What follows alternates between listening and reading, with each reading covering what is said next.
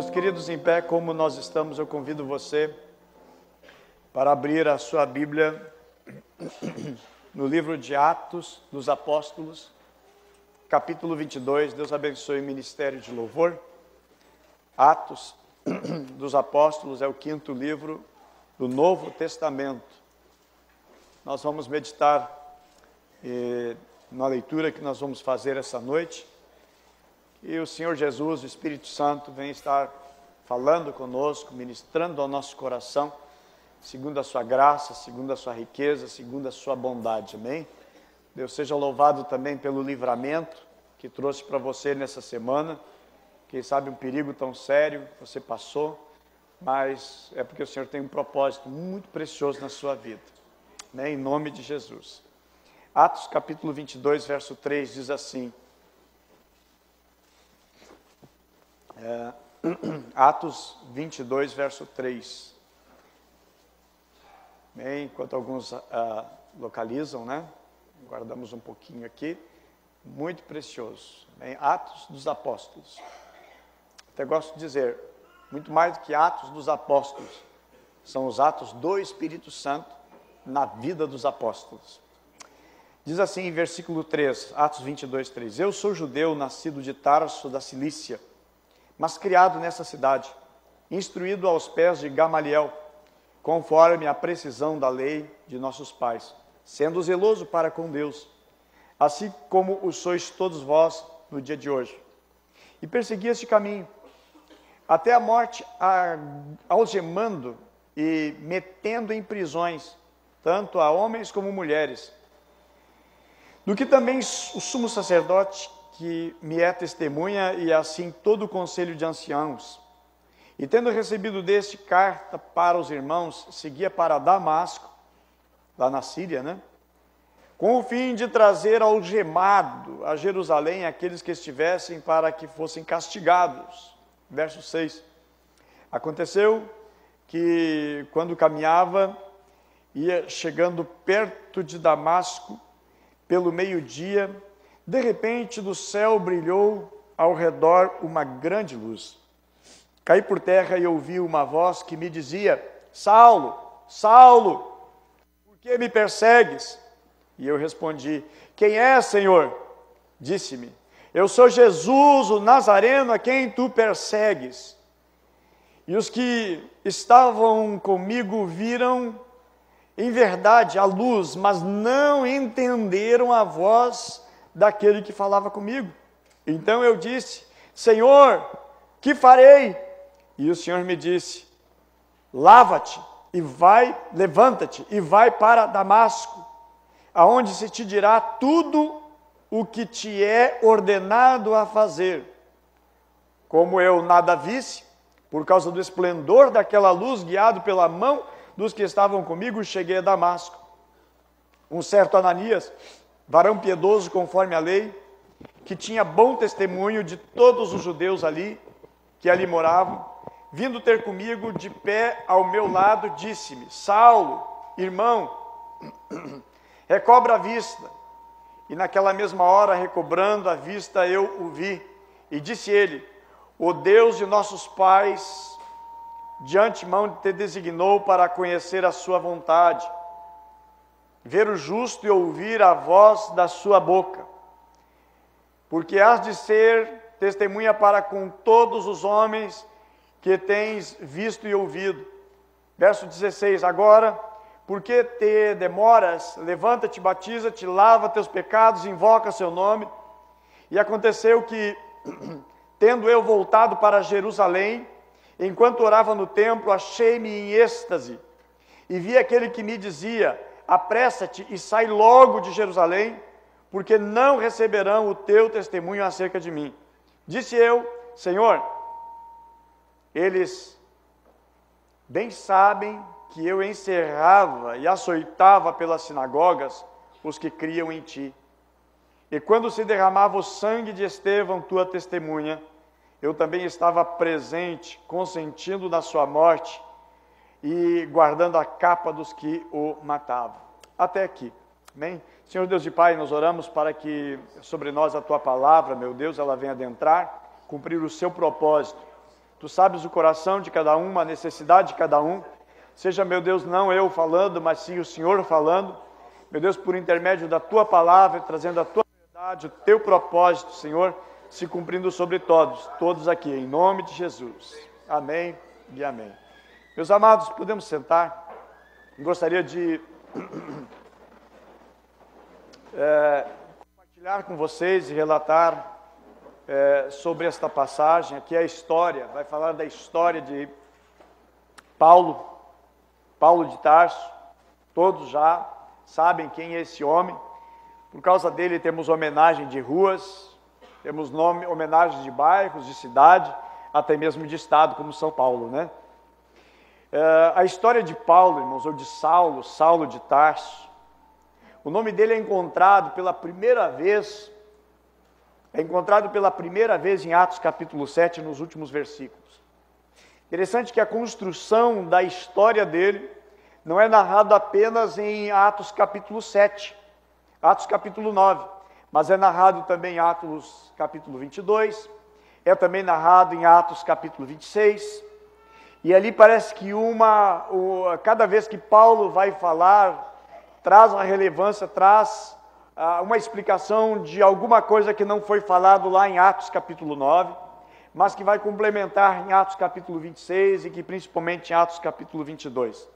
Por exemplo, diz que foi perto do meio-dia a aparição que teve para ele. Na realidade, não é em Atos 9 que vai falar isso, mas vai falar numa outra passagem. O nome dele era uma homenagem a Saul, que foi o primeiro rei de Israel. E, na realidade, ele vivia a sua vida conforme ele tinha sido ensinado e doutrinado desde criança. E assim ele andava fielmente conforme tinha aprendido a tradição dos seus pais, a tradição da sua nação. Também vai dizer que ele era fariseu. Fariseu era uma dos segmentos religiosos mais importantes do judaísmo e dos que que mais guardavam, tinham maior cuidado com a lei. A Bíblia vai falar também que Saulo de Tarso, ou Paulo, o apóstolo Paulo, ele era zeloso. E o zelo dele era tão grande que surgiu um grupo na época que começou a pregar uma coisa que eles não gostavam. Começaram a pregar que havia um homem que tinha pregado o evangelho, curado os enfermos, esse homem tinha morrido, e que esse homem ressuscitou. Então eles fizeram de tudo para que não acreditasse que esse homem ressuscitou a respeito de Jesus. A Bíblia diz que os judeus até hoje guardam a tradição de que Jesus não ressuscitou, mas que os discípulos tinham roubado o corpo, vieram de noite e roubaram. Algo impossível porque os discípulos de Jesus estavam com medo dos judeus. Quando Jesus foi crucificado, os discípulos fugiram, foram embora. Praticamente o ministério de Jesus estava ali agora desconstruído no momento da morte do Senhor Jesus, porque eles abandonaram Jesus. Pedro negou, Judas traiu, os demais discípulos todos abandonaram. Pedro disse, vou pescar, e todos eles foram com ele. Na realidade, irmãos, o ministério de Jesus teria terminado ali na sua morte na cruz do Calvário.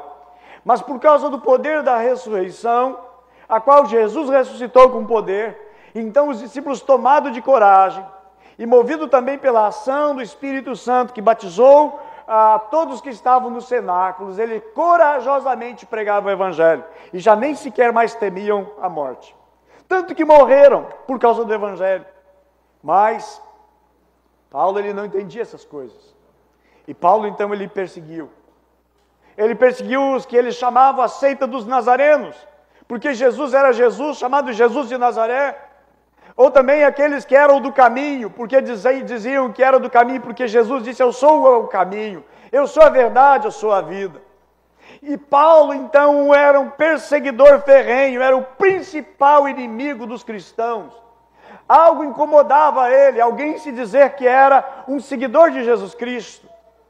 E ele, então, com fúria, com raiva no seu coração, ele, passando por várias cidades, ele prendia, ele dava o voto para matar, e ele arrastava homens e mulheres e obrigava eles a blasfemar, diz o texto. Ele era muito zeloso dentro da sua religião, e dentro daquilo que ele acreditava ser verdade, ele carregava com ele a sua idiosincrasia, acreditava que aquilo era, e era só o que ele vivia dentro do seu contexto religioso.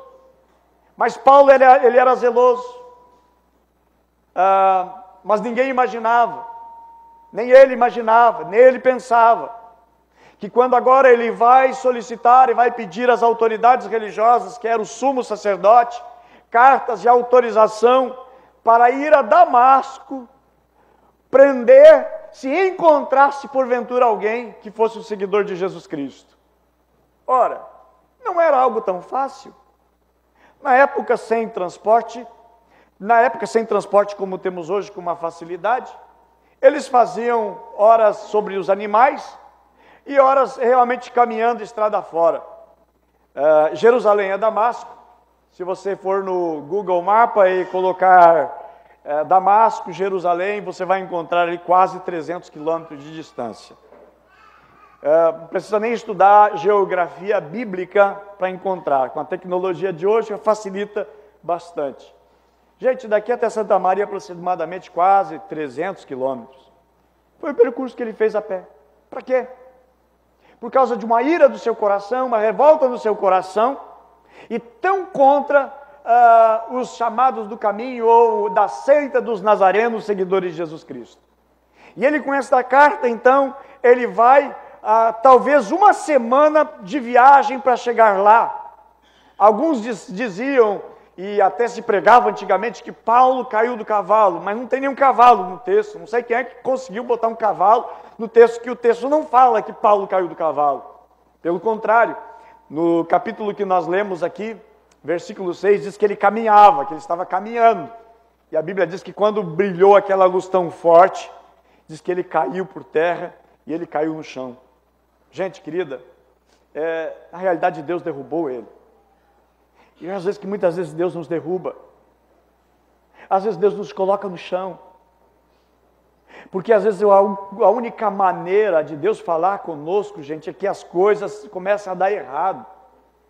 Nada dá certo na vida, as portas começam a se fechar e parece que tem uma teimosia dentro do coração, a visão está cegada e a pessoa não consegue enxergar. E parece que para poder ouvir a Deus, a pessoa tem que entrar e tem que passar pelo momento mais difícil e mais íngreme na sua vida. E exatamente é isso que isso que Saulo de Tarso, um fariseu, um mestre na lei que ele era, ele faz essa perseguição. Chegando quase lá, quase chegando, ele em Damasco, na outra nação que era a Síria. Quase chegando, perto do meio-dia, de repente uma luz tão forte, é o que diz o texto sagrado, brilha de uma maneira tão forte ao redor, e de repente vem uma voz do céu, vem uma voz que fala com ele, é o próprio Senhor Jesus que fala, e diz para ele: Saulo, Saulo, por que tu me persegues? Meus amados, ele cai pelo chão, ele que é um perseguidor. E eu digo que Deus às vezes transtorna o nosso caminho, Deus muda o nosso caminho, Deus muda os nossos projetos, até porque a Bíblia diz que nós podemos fazer planos. Não é errado você planejar, ter um planejamento de 3 meses, de 6 meses, de 1 ano, 2 anos, 3 anos, 4 anos, você pode planejar. A Bíblia mesmo diz que o coração do homem pode traçar planos, mas a Bíblia nos diz lá no livro de Provérbios, mas é do Senhor que vem a resposta e que vem os planos. É Deus que assina embaixo, é Deus que diz ok, ou é Deus que diz não, é Deus que sustenta a vida, é Deus que abre porta, é Deus que fecha. Meus amados, é diante de Deus que nós nos curvamos.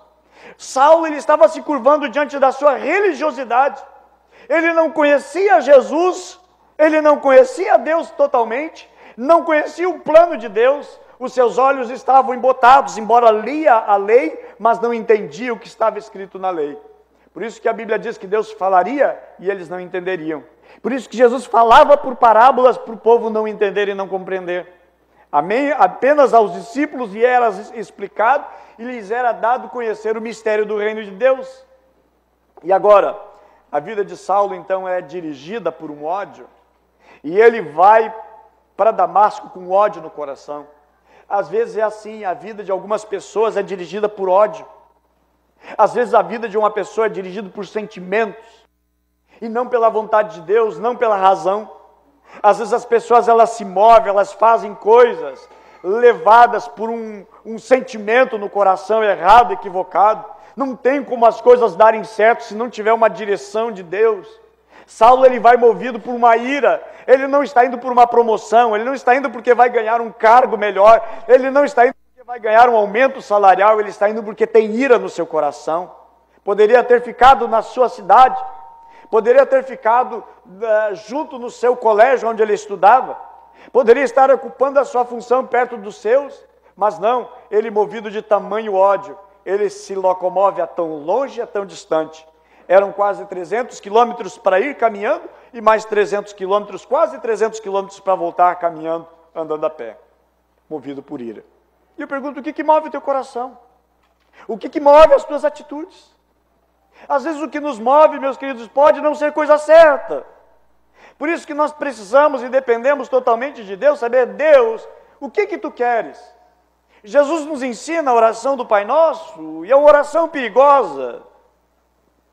Porque quando nós dissemos assim, seja feita a tua vontade, assim na terra como?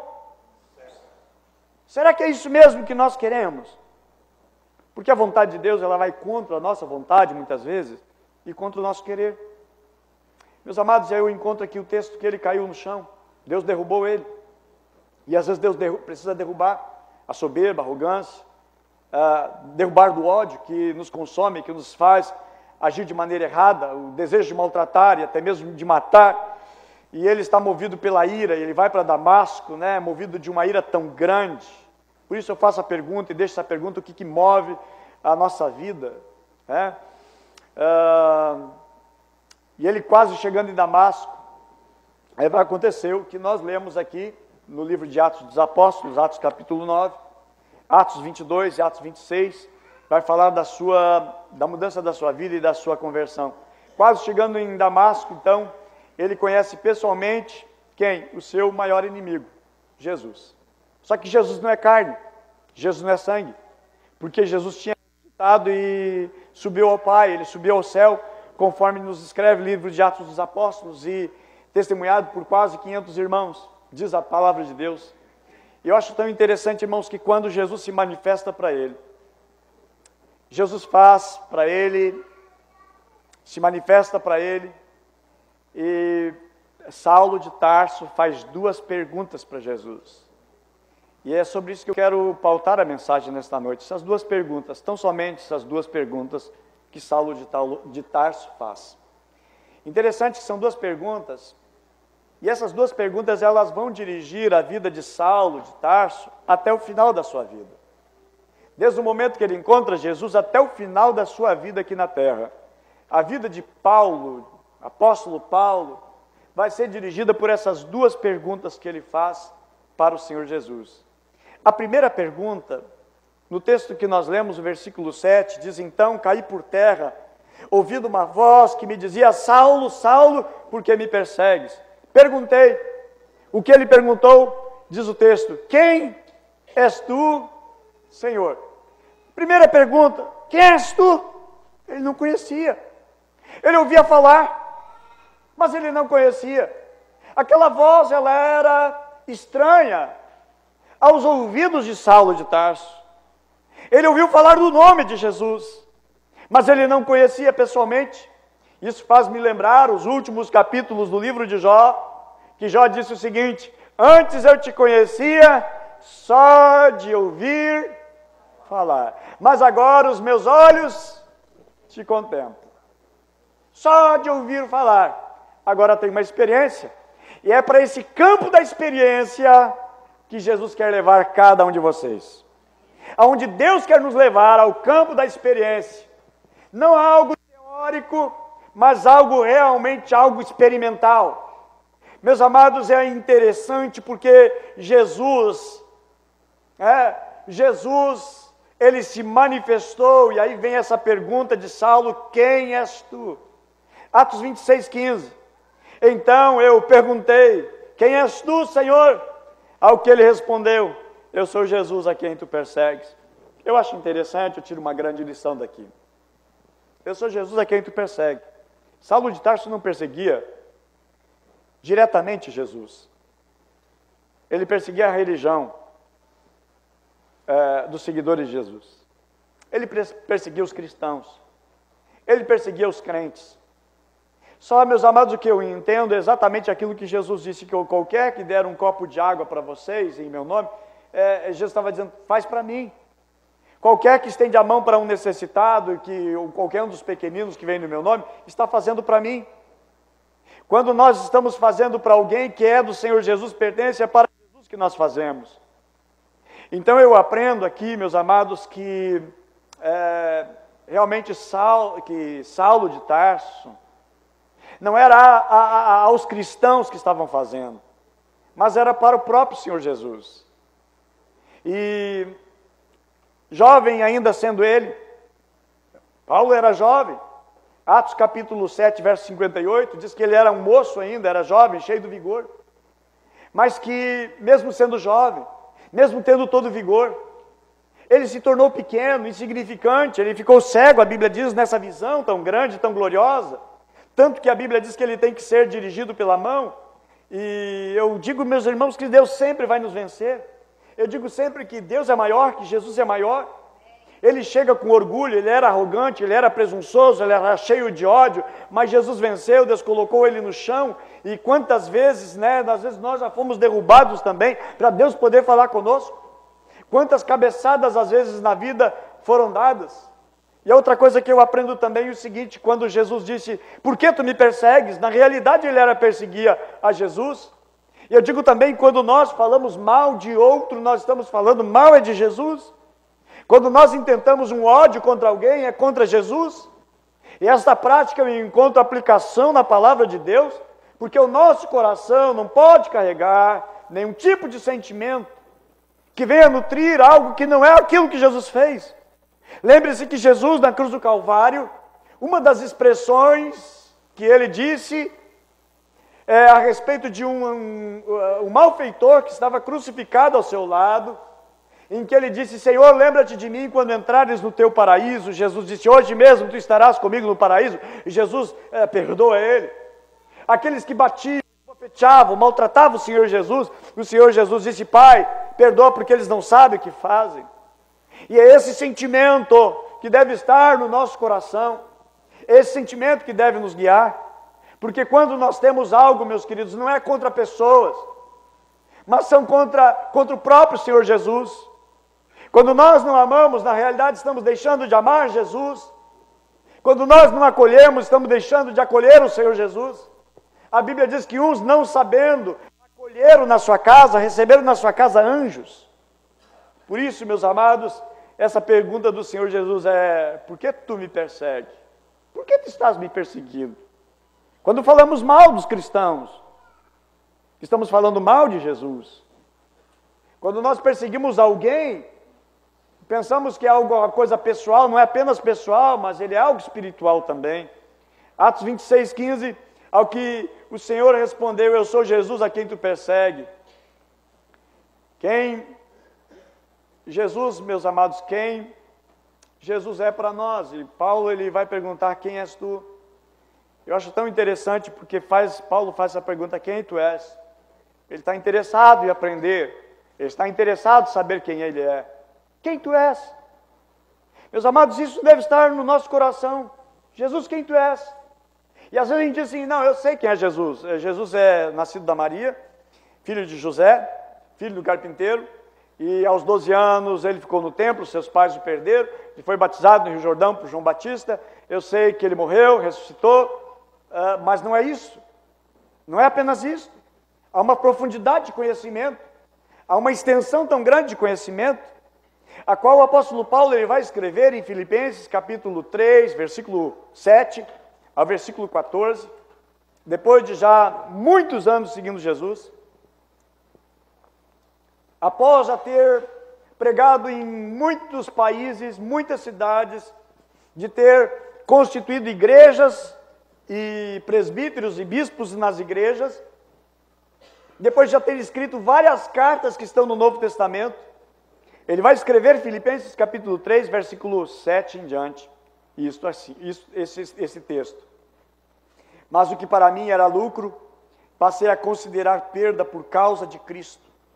Mais do que isto, considero tudo como perda, comparado com a suprema grandeza e conhecimento de Cristo Jesus, meu Senhor,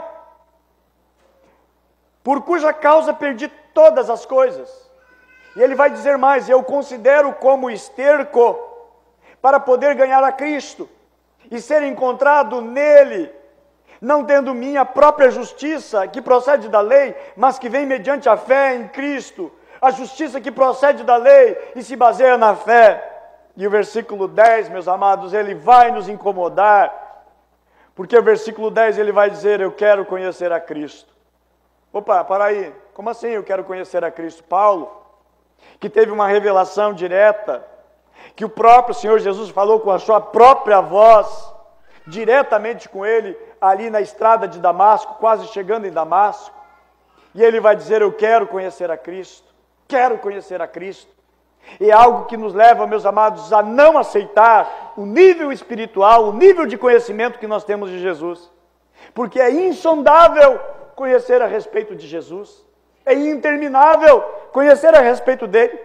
Bem, escreveu João, o apóstolo, quando ele disse o seguinte: e Jesus fez muito mais coisas, que se tivesse que escrever a respeito, nem sequer caberia no mundo inteiro os livros a respeito.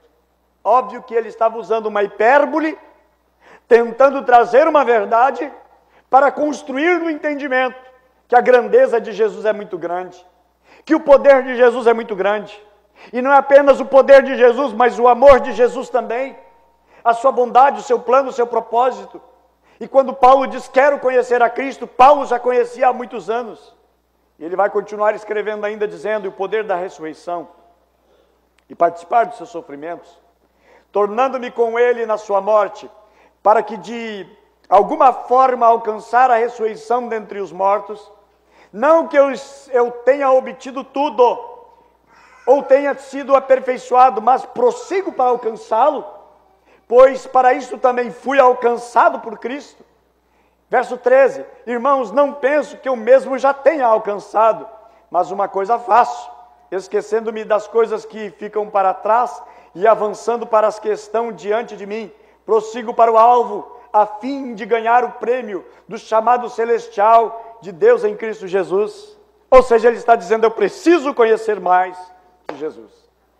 Eu considero realmente, amados, algo totalmente infinito para conhecermos a Cristo Jesus.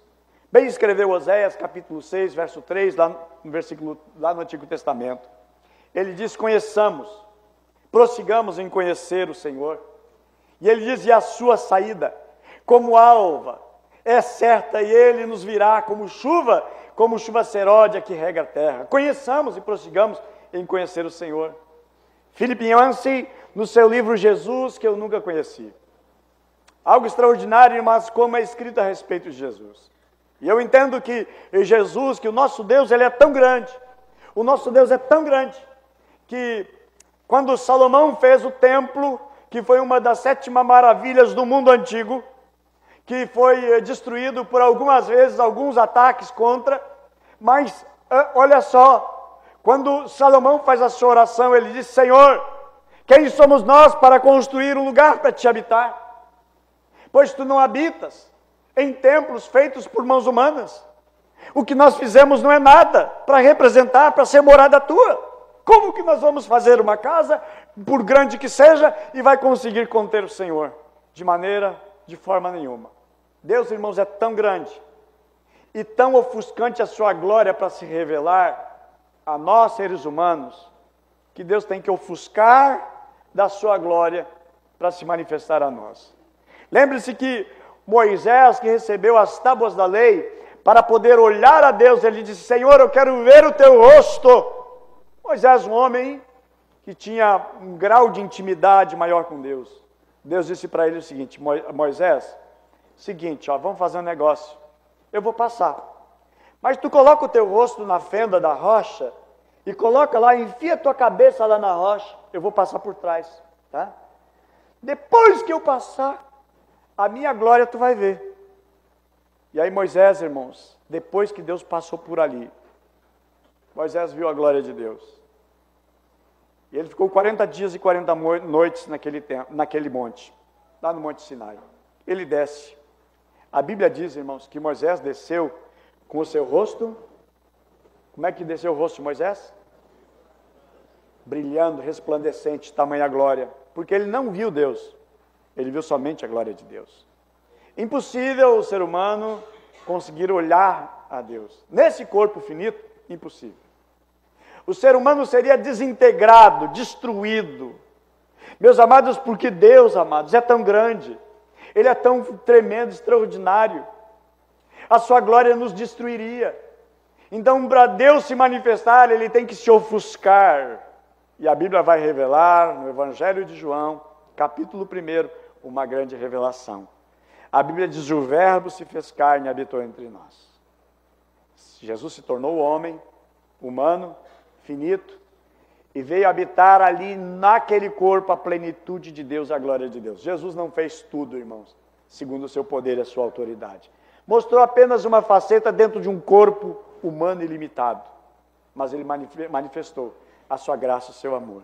É como aquela comparação de uma pessoa que comprou um lindo e precioso aquário. Óbvio que nada parecido com o aquário do Endrigo, né? Que deu Endrigo aí. Ali está, né? Irmãos, extraordinário, lindo aquário. Mas, como aquela pessoa que construiu um lindo aquário, bonito aquário. Colocou tudo que precisa, a temperatura da água, cuidado com a temperatura para aqueles peixes não morrerem. Colocou tudo que precisava e 3 vezes ao dia traz alimentação e coloca alimentação. Mas algo interessante que quando ele que investiu, gastou muito dinheiro, muito recurso e todo aquele cuidado com aqueles peixes que ele ama, que ele gosta de cultivar e de cuidar, e ele então compra, investe na alimentação, na comida certa, na comida adequada, e quando chega lá para colocar a comida para aqueles peixinhos, os peixinhos ficam com medo e se escondem, vão para trás das rochas com medo, com receio. Mas mas ele não está querendo o mal dos peixes, ele quer o bem daqueles peixes, mas os peixes não entendem. Então esse cidadão ficou a pensar: como é que eu posso fazer para esses peixes entender que eu amo eles, que eu estou investindo neles, que eu comprei eles, e eles são meus, e que eu quero o bem deles. E aí ele teve uma ideia: só se eu conseguisse ser um peixe, e então pudesse estar ali, conviver com eles e explicar para eles então. Meus amados, foi o que Jesus fez. Ou como aquele cidadão que vinha vindo uma patrola por aquele lugar e tinha um formigueiro cheio de formiga, e ele chegava para aquelas formigas e gritava: saiam, senão vocês vão morrer, saiam formigas daqui, vocês vão morrer esmagadas, saiam.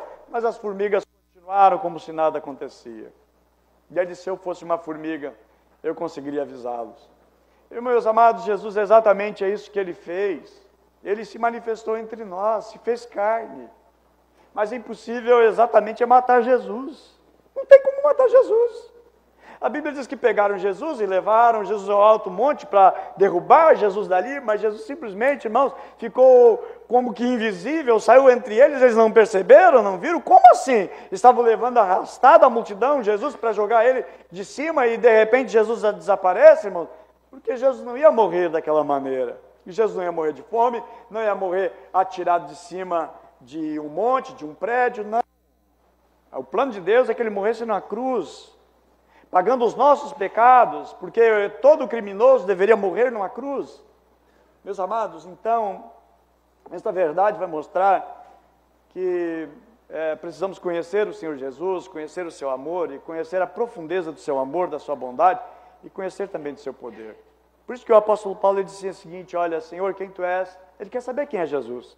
E na vida de um cristão, irmão, não pode ter acomodação. Eu quero conhecer mais, eu quero crescer mais em Cristo Jesus. E esse conhecer não é alguma coisa apenas teórica, mas aquela vivência que vai me transformando pela convivência. De tanto andar junto, a pessoa vai se tornando semelhante. Não tem aquela expressão que diz: me diz com quem tu andas, eu te direi quem tu és. Precisamos andar com Jesus e nos tornar parecido com Jesus. Esse deve ser o nosso alvo, não é que seremos santos, não somos pecadores, miseráveis, mas que o apóstolo Paulo mesmo diz, quem me livrará o meu corpo desta morte? Porque sabia das suas limitações. Mas, meus amados, Jesus é tão grande. Certa vez ele falando a respeito de Salomão, ele está aqui quem é maior que Salomão, e Salomão foi visitado pela rainha da Etiópia, quando de repente ela foi lá e olhou tudo que era e disse assim, olha, não me falaram nem a metade daquilo que é o teu reino. Ou seja, nós não conheceremos Jesus, irmãos, por completo, mas precisamos andar com Ele para conhecê-lo mais e mais. A gente só conhece uma pessoa quando convive com aquela pessoa. O rapaz conhece a menina, apaixonado pela menina, quer casar, marca casamento, casa, depois que casa vai conhecer, né, por completo, porque não vai contar todo o segredo, né? E aí vem às vezes as discussões, um pouquinho de briga, vai se conhecendo mais e mais. Só que o nosso convívio do Senhor Jesus vai nos amadurecendo, vai nos qualificando. E nós precisamos nos tornar mais parecidos com o Senhor Jesus. E a pergunta de Paulo é essa: Senhor, quem tu és? Quero te conhecer. E deve ser isso que deve estar no nosso coração. Senhor Jesus, eu quero te conhecer mais e mais. Quero saber quem tu és. Quero viver mais contigo. Meus amados, Daniel capítulo 11, versículo 32 diz, mas o povo que conhece o seu Deus se tornará forte e fará proezas. Amém? Mas o povo que conhece o seu Deus se tornará forte e fará proezas. Vou ler mais uma vez, mas o povo que conhece o seu Deus se tornará forte e fará proezas. Outra tradução diz, mas o povo que conhece o seu Deus fará grandes coisas. É isso que nós precisamos, conhecer mais do nosso Deus. Não conhecer dos nossos problemas, dos dilemas, das dificuldades, das situações na vida. Nós precisamos conhecer mais o nosso Deus, porque é através do nosso Deus que vem vitória. Amém? A Bíblia vai falar a respeito de Davi. Davi conhecia Deus, ele conhece o gigante, todo mundo está com medo de lutar contra o gigante Golias, mas ele não tem medo porque ele conhece o seu Deus. É por conhecer a Deus que ele enfrenta o urso, é por conhecer a Deus que ele enfrenta um leão e mata um leão, é por conhecer a Deus que ele enfrenta ao gigante Golias, ele não tem medo porque ele conhece o seu Deus. Sabe qual é o nosso problema? Não conhecer a Deus. Por isso que às vezes fica descabelado, preocupado, tenso, nervoso. Meus amados, vamos conhecer mais e mais o nosso Deus. E vamos poder dizer, o nosso Deus é Deus de toda a conquista, o nosso Deus é Deus de toda a provisão. Porque conhecemos a Ele. Prossigamos em conhecer o Senhor. Aqueles que conhecem o seu Deus farão grandes coisas. Amém? Então a primeira pergunta de Paulo, prosseguiu ele durante toda a sua vida. Por isso que ele disse, eu quero conhecer mais de Cristo. Isso deve estar no nosso coração. Quero conhecer mais de Cristo. Por isso que na igreja nós temos Crescendo na Fé, nível 1, nós temos o Crescendo na Fé, nível 2, nós temos o TDC, nós temos o TLA, nós temos o Face a Face, nós temos o Impacto, meus amados, para nós termos ferramentas para nós crescermos em Cristo e conhecermos mais e mais. Amém? Vamos para a segunda pergunta que Paulo faz. Essa segunda pergunta, ela não está em Atos capítulo 9, ela não está em Atos capítulo 26, mas ela está, quando Paulo está fazendo a sua defesa diante das autoridades judaicas, e ele vai então dizer a segunda pergunta. Depois que ele diz, quem és tu, Senhor? Ao que me respondeu, eu sou Jesus o Nazareno, a quem tu persegues. Verso 9, e os que estavam comigo viram a luz, sem contudo perceberem o sentido da voz que falava comigo. E a segunda pergunta que ele faz, então perguntei, que farei, Senhor? A pergunta é, o que farei, Senhor? Que pergunta devemos fazer para Jesus hoje? Que farei, Senhor? Jesus aparecesse para ti, em carne e osso, de uma maneira extraordinária, e dissesse, meu filho, faz duas perguntas para mim. As duas perguntas, Senhor, que pergunta que eu vou fazer? Que pergunta você faria? Já estão pegando colinha para quebra-gelo, né? Gente, que pergunta você faria para Jesus? Não é os números da Mega Sena, né? Não são as coisas terrenas. Carnal vai perguntar as coisas carnal, espiritual as coisas do espírito. Que pergunta você faria para Jesus? Saulo, meus amados, fez duas perguntas. Senhor, quem tu és? E a segunda pergunta, o que eu farei? O que eu faço? O que eu tenho que fazer? Isso, irmãos, tem que ser um leme que deve guiar a nossa vida. O que eu faço? Você pergunta a cada manhã, Senhor, o que eu faço? Ou você é aquele tipo, Senhor, hoje eu tenho isso para fazer, tem isso, eu tenho isso, eu tenho isso, Senhor, me ajuda a minha agenda hoje, a poder encaixar tudo isso aí só nessas poucas horas que tem do dia. Pergunta certa, Senhor, o que quer que eu faça nesse dia de hoje? Qual é a tua direção? Qual é a tua condução? Mas eu quero ampliar essa pergunta. Porque eu acho interessante, irmão, o seguinte, que Deus queria Paulo. Deus queria Paulo. Paulo. Saulo é o nome judaico em homenagem a Saul, rei de Israel, primeiro rei de Israel. Mas Paulo é o termo mais usado no meio do helenismo, da cultura na época, fora de Israel. Paulo, irmãos, Deus queria ele. E eu quero colocar uma aplicação muito forte para a nossa vida. Bem forte mesmo. Então, prende o cinto de segurança aí agora, em nome de Jesus, porque é algo que Deus quer ministrar ao teu coração. Deus quer ministrar conosco. Meus amados, Deus estava interessado em Paulo, porque Paulo não via dificuldade ter que ir tão longe para nada. Lutar tão bravamente pela sua religião, pela sua religiosidade, por suas convicções. De alguém que lutava, que não estava nem aí, que teria que fazer uma caminhada tão grande, tão gigante, 500 e poucos quilômetros ida e volta. Praticamente nada. Porque não ia mudar a convicção. Os cristãos, eles deixavam ser mortos, mas eles não negavam a Cristo. Na arena, em Roma, eles não negavam a Cristo, eram devorados pelos leões, eram decapitados, mas eles não negavam a Cristo, porque descobriram o maior tesouro, a maior riqueza na sua vida. Como diz o apóstolo Paulo, e não consideraram, e aliás, em Hebreus capítulo 11, não consideraram a sua vida por riqueza, por alguma coisa assim, visando algo maior. Deus estava interessado, irmãos, naquela valentia de Paulo. Deus estava interessado na dedicação de Paulo, na coragem de Paulo. E Deus queria usar toda essa garra no reino dele. Sabe quando uma pessoa, ela é destemida, ela é dedicada, ela é uma pessoa esforçada e trabalha na empresa? E digamos, você é um empresário, você fica só de olho, puxa, aquele cara lá é muito, esse cara tem que trabalhar para mim. E aí você pergunta, escuta, cara, quanto é que tu ganha na empresa? Eu ganho 1.200. Cara, vem trabalhar comigo, vou te dobrar teu salário. 2.400, vale a pena. Interessa. Aquela dedicação. Vai ser a mesma pessoa trabalhando na outra empresa, com a mesma dedicação, a mesma garra, o mesmo empenho. Certo? Não é embromador, não é enrolador, não age de maneira desonesta. E, meu Deus, é o tipo de funcionário que a pessoa quer. Chega sempre antes do horário, sai depois do horário. Quando precisa fazer serão, hora extra, ele faz, está disponível, certo? Dedicado, faz mais do que pede.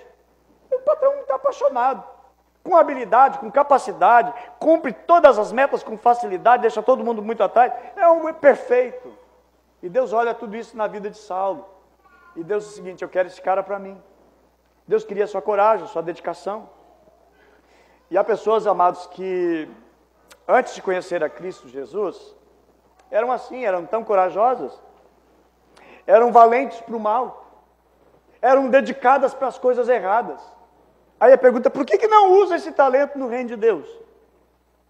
Por que não usa essa desenvoltura para as coisas de Deus?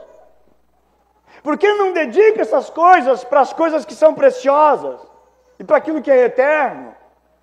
Deus olhou e a Saulo disse: olha, eu vou reverter essa situação. Eu preciso dessa pessoa. Aí você pode dizer o seguinte: olha, eu já fui uma pessoa mais errada da vida.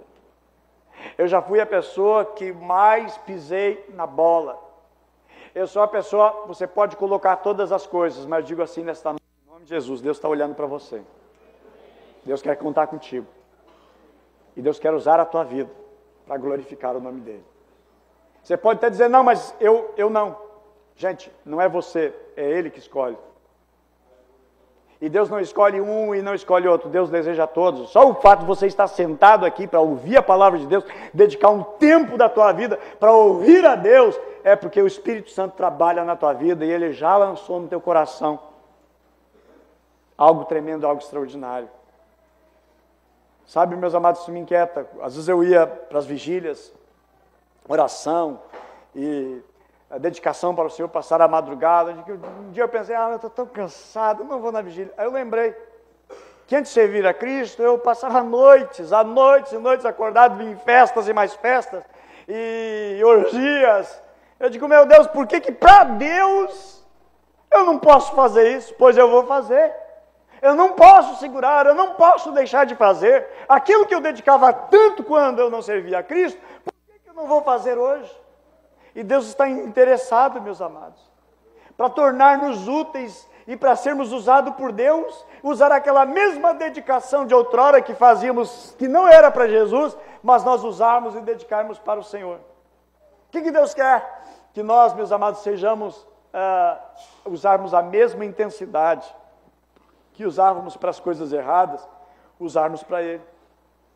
Pessoas que, às vezes, lá fora, para as coisas do mundo, eram um leão para pecar, era uma força para pecar, mas para se santificar é um camundongo medroso.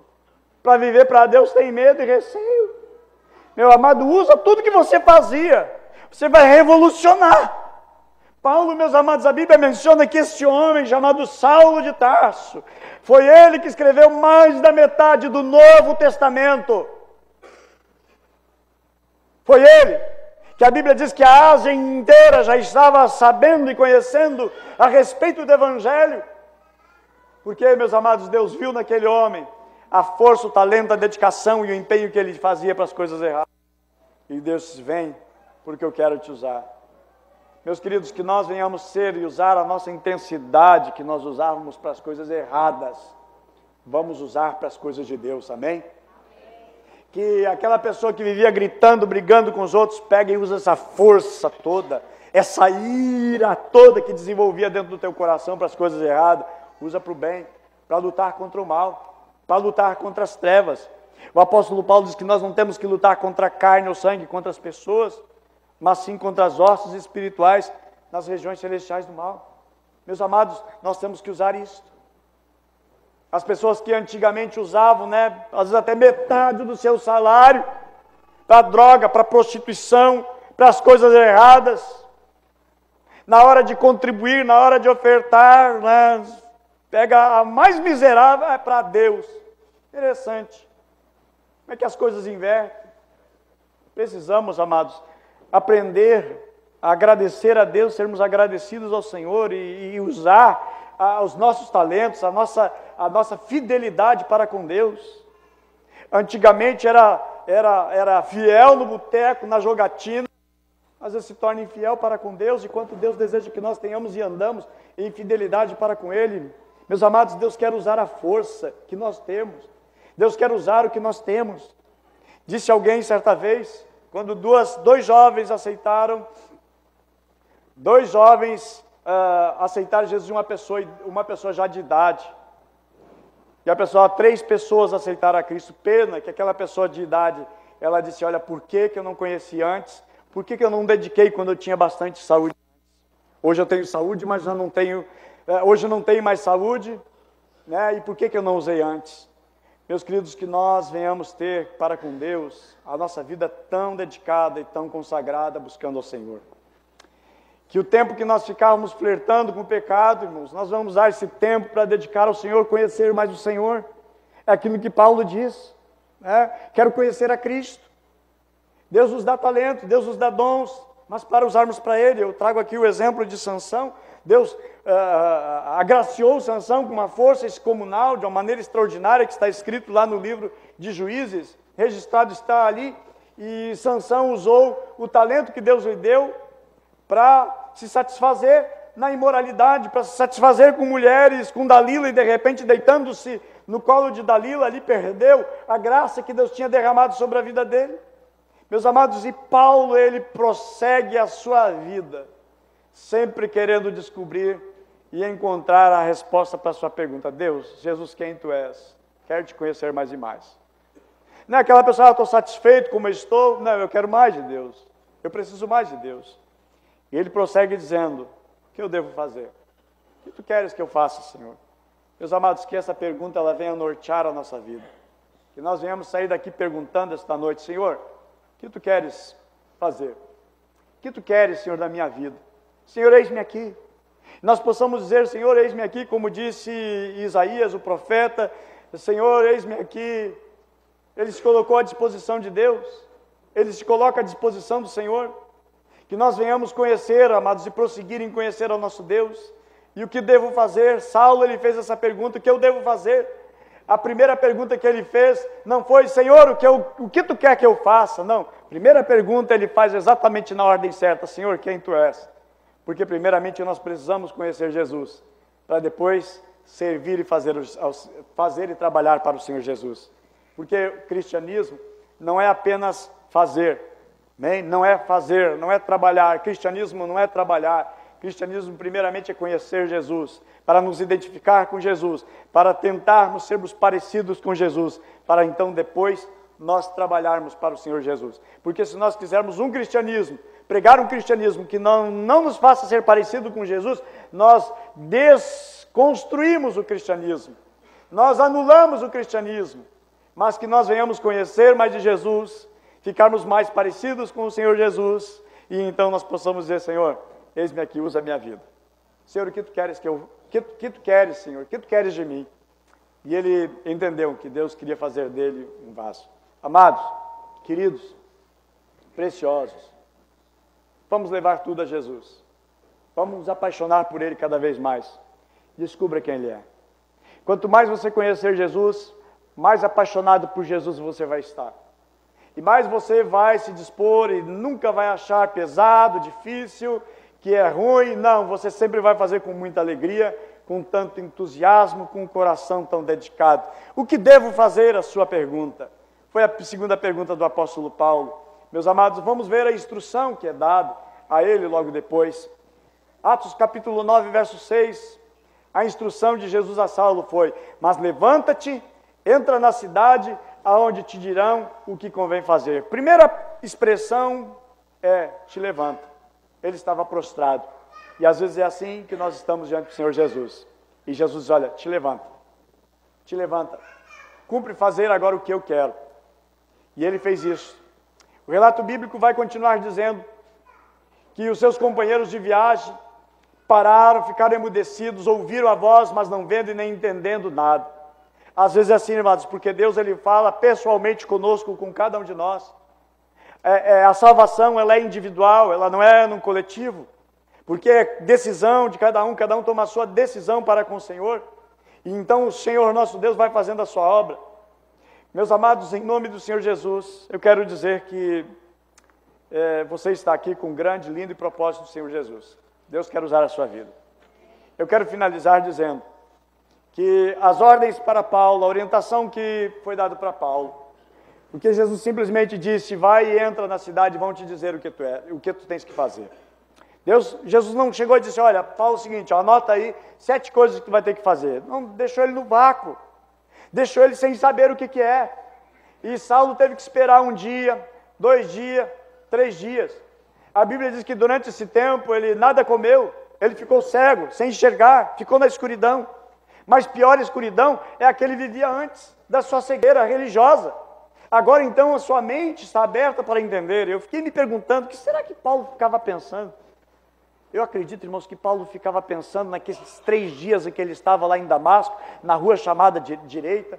Ele ficava de certo pensando, penso eu comigo, que ele ficava imaginando aquela voz falando, e ele meditando, de repente agora casando no seu entendimento, no seu intelecto, as profecias a respeito do Messias, e começa a juntar, não, mas fecha, o Messias deveria nascer em Belém. Não, o Messias precisa vir da tribo de Judá, mas Jesus está fechando a conta. E de repente, irmãos, tudo se esclarece, e Paulo se torna o maior defensor do Evangelho, do maior perseguidor ao maior defensor. Meus amados, é isso que Deus vai fazendo, a transformação na vida. De manhã ele era alguém que respirava ameaças de morte. À tarde, tudo mudou na vida. E assim Deus faz conosco. No caminho de Damasco, Deus permitiu que ele beijasse o chão para ver uma mudança e uma transformação. Tem coisas que Deus permite, mas porque Deus quer construir algo maravilhoso para Ele, através de você. Amém? E nesta noite você diga, Senhor, eis-me aqui. Quero entender e quero compreender-te mais e mais. Quero te conhecer. Quero entender melhor o teu propósito para a minha vida. Amém? Nós vamos orar, queridos, nesta noite, em nome de Jesus. E Paulo, ele disse, foi orientado depois, Ananias vai lá e disse, olha, eu vim aqui para que tu fiques cheio do Espírito. Uma das ordens para ele era, fique cheio do Espírito. Segunda coisa, recupera a vista.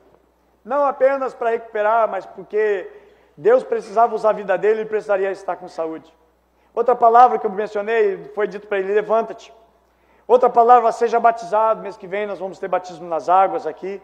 Outra palavra que foi dito para ele, lava teus pecados. Ele era pecador, embora parecia ser um homem justo, correto e santo, mas aos olhos de Deus ele era um pecador. Tinha cometido tantas coisas erradas na sua vida. E o versículo 22, aliás, capítulo 22, verso 17, quando nós lemos apenas Atos capítulo 9, nós imaginamos que ele teve aquela visão, Jesus falou com ele, Ananias foi lá, orou por ele, começou a enxergar, já saiu pregando e ficou só lá. Não, mas a Bíblia vai dizer no capítulo 22, verso 17, que ele volta imediatamente para Jerusalém. Volta para Jerusalém. A Bíblia diz que em Jerusalém ele orava no templo e Deus falou com ele, saia daqui porque ninguém vai te ouvir. E eu creio que ele sai de Jerusalém, ele volta lá para onde ele se converteu, em Damasco ele fica por um tempo lá. Lá também ele começa a ver uma perseguição. Ele desce então por um cesto e dali, meus amados, depois ele vai, conforme ele diz lá na carta aos Gálatas, e ele diz que teve 14 anos pelos desertos da Arábia, e lá uma construção de Deus. Depois vai a Barnabé até lá, chama ele, leva para Antioquia, para ser um dos pastores, um dos profetas ali, e dali Deus envia ele para o mundo, para as missões, para abrir tantos e tantas igrejas, evangelizar a Ásia Menor, e também para escrever as cartas, que era o propósito que Deus tinha na vida dele. Amém? Deus tinha um propósito na vida de Paulo, meus amados. E Deus tem um propósito também com você nessa noite. Deus, o próprio Senhor Jesus falou com Saulo de Tarso. E o nosso Deus nos fala hoje, por intermédio da sua palavra, através da pregação. Deus quer usar o talento que você tinha, a força que você tinha, o empenho que você tinha. Use essa dedicação para o Senhor. Amém?